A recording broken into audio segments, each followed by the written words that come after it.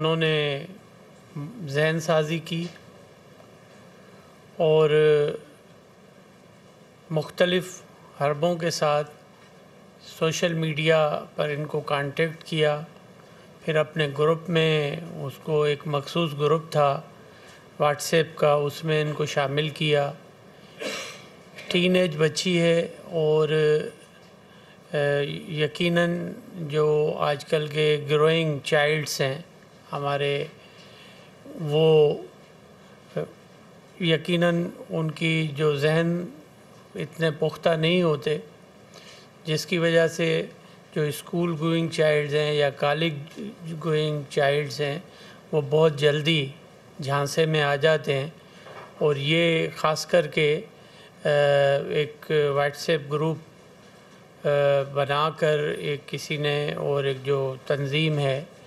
انہوں نے اس کو ان کی ذہن سازی کی تاکہ یہ ان کے لیے کام کر سکے، اور ان کو اپنے جو خودکش بمبار جو ماضی میں نام ہیں ان کا ہیرویٹک جو کہانیاں سنا کر ان کی، جیسے آج کل سوشل میڈیا پر کسی کو ہیرو بنا کر پیش کر کے اور پھر سانگس ان کے جد و جہد کے پیچھے ایک جو فرسودہ سی کہانی بنا کر اور اس بچی کی ذہن سازی کی گئی اور ان کو تیار کیا گیا کہ یہ یہاں پر کراچی میں آ کر خودکش بمبار بنے. لیکن ہماری انٹیلیجنس ایجنسیز کی بروقت کارروائی کی وجہ سے الحمدللہ یہ بچی بھی بچ گئی. ان کے پیرنٹس بھی، آج ان کی والدہ ہیں، والد ان کے حیات نہیں ہیں، بھائی وغیرہ ہیں جو کہ ہمارے دو ان کے بھائی بلوچستان میں جاب میں ہیں، ایک بھائی پولیس میں ہے، ایک سول میں اور جاب میں ہے. تو ان کو بچا لیا گیا. پھر ہماری انٹیلیجنس ایجنسیز اور جو ہمارے پاس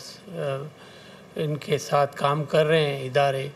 انہوں نے بروقت کارروائی کر کے اس بچی کو سیف ہینڈ میں لیا اور پھر ان کے پیرنٹس کو بلایا. فردر میں اپنے additional I G C T D کو کہوں گا کہ وہ آپ کو بریف کریں گے اس پہ، اور پھر ان کی کوئی میڈیا اسٹیٹمنٹ بھی ہے وہ بھی آپ دیکھیں تاکہ آپ کو بھی اور پاکستان بھر کو یہ پتہ چلے کہ دشمن ہمارے ہی بچوں کو استعمال کر کے، ہماری بہنوں کو استعمال کر کے، ہماری بچیوں کو استعمال کر کے ہمارے ہی خلاف تباہی پھیرنے کی کوشش کر رہے ہیں.